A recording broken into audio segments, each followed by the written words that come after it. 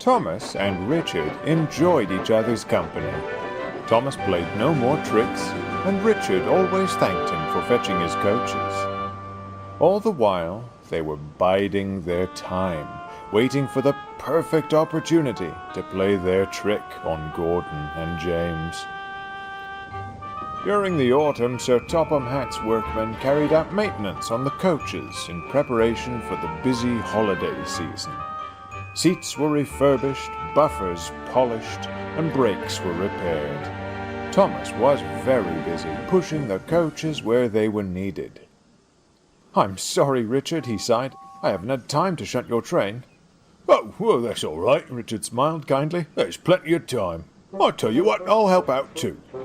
Richard reversed into a siding where some old coaches sat. "Oh, wait, Richard!" cried Thomas. "Stop!" But before Richard could, he banged into the coaches. They flew down the siding and hit the buffers with an almighty clang. Oh, Richard winced. "Sorry." "Count on Richard to have an accident with coaches," Gordon sniffed in the sheds that night. "It wasn't Richard's fault," scowled Thomas. "The brakes on those coaches are faulty. Besides, they didn't come off the rails."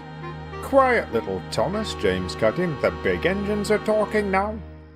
Thomas seethed. "Just be thankful," Gordon continued, "you didn't send them careening down the main line. While I'm sure coaches moving on their own would be a sight for enthusiasts, it isn't proper." Richard was about to retort when Thomas spoke up. "Oh," he smiled, "so you know about the ghost trains, too?" Gordon stared. "Whatever are you talking about?" "The ghost trains," Thomas replied ominously. "Richard told me about them. Did I? They run empty and alone through the darkness, not a soul on board. Yep, that's true. They glide on the night wind, whistles howling with no passengers to stop for. They disappear as fast as they arrive, fading mournfully into the night."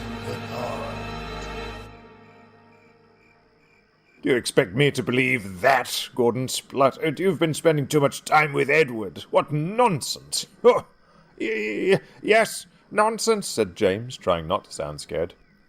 "Think what you like," ended Thomas, "but take my advice. Be on your guard." Be on your guard. The next morning, fog hung over the island. The engines had to take care, especially Gordon, who was about to leave with the express. "Careful the ghost train doesn't get you," Thomas called cheekily. "Pah! Ghosts indeed," sniffed Gordon. "I have more important things to worry about." Richard was moving carefully through the yard. Just then a coach glided past him and pulled alongside. "Ghost train!" cried Richard and bumped into the old coaches again. "It's only me," called Thomas. "Just getting these ones in line. Didn't you see me?" "No, you must have been hiding behind those wagons," Richard replied, still catching his breath. "That's it, Richard! That's how we'll get those silly big engines. I'll wait behind the trucks again, and you whistle when Gordon or James is coming. Oh, we'll show them." "Ghost trains," laughed Richard. But they never got the chance. Richard had to take the evening train, and Thomas was called away to help Toby, and the yard fell silent.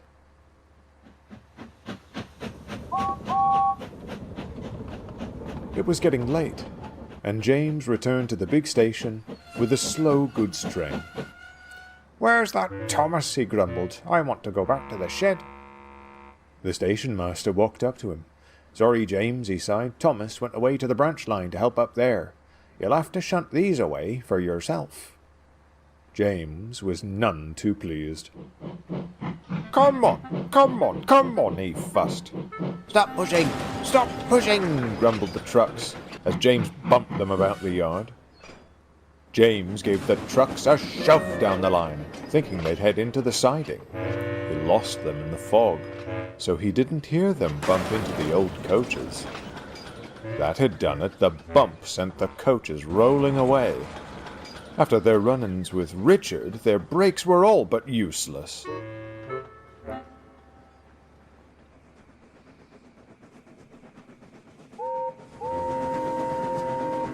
Through the darkness and the fog, Gordon was bringing his evening express back to the big station. The fog gave everything an eerie aura, and Gordon was unusually silent. His eyes darted all around, and he listened for strange sounds, hearing only his own wheels on the track. Then he heard a faint groaning sound. What was that? He jumped. The creaking grew louder, and soon Gordon could make out shapes moving in the fog. Closer and closer he came until... "Oh, horrors!" cried Gordon. A line of coaches went groaning past, with no engine pulling them and no passengers aboard. Gordon was frantic. "It's the ghost train!" he cried, picking up speed and tearing towards the big station. Nearer and nearer he came, approaching the platform. "Whoa, boy!" cried the driver, slamming on his brakes. Gordon screeched, the passengers shrieked, the station master blew his whistle and waved his flag, and Gordon stopped just in time. Everyone was very surprised and cross. Gordon? Gordon's eyes shot open. "Oh, no, please, stay back. Go. Oh, hello, sir. Lovely morning, isn't it? No, Gordon, it isn't. Not when I've been dealing with passenger complaints all night. I hope you've got a good explanation for what's happened." Well, sir, you see, I saw a ghost train." I beg your pardon, replied Sir Topham Hatt.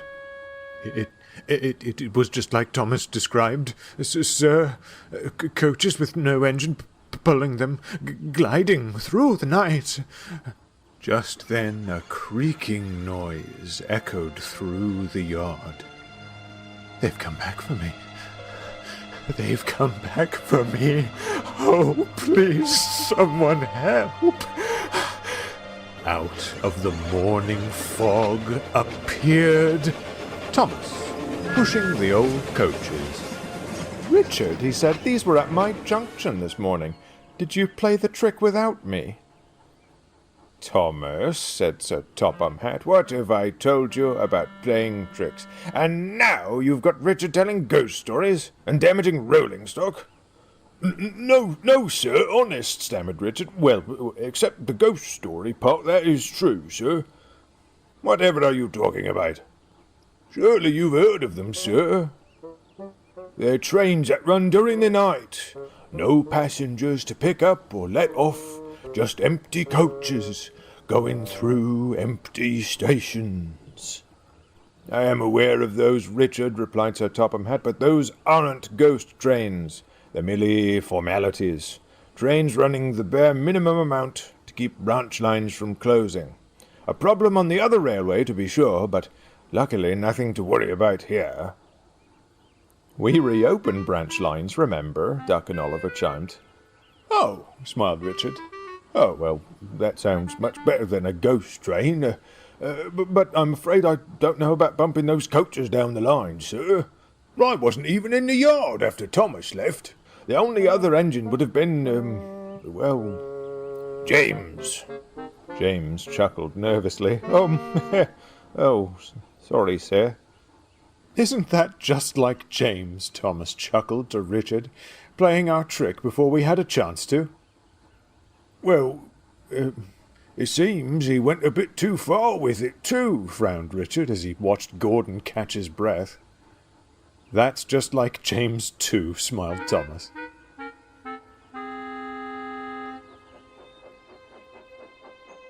Later that day, the fog lifted completely, and everything went back to normal. Thomas was allowed to go back to the branch line again. And while he was glad to be going home, he was sad he wouldn't get to see Richard as often. That's all right, smiled Richard. I promise I'll whistle every time I go through your junction. Well, I suppose I meant to do that anyways, but well, now you'll know it's me saying hello. Besides, I'll be taking the express more often now. Why? Quizzed Thomas. The reason was simple. As punishment for his recklessness, Sir Topham Hatt had put Gordon on goods work. Meanwhile, James was relegated to shunting again until he could be trusted to be more careful. Both engines felt very sorry for themselves and vowed never to let ghost trains get the better of them again.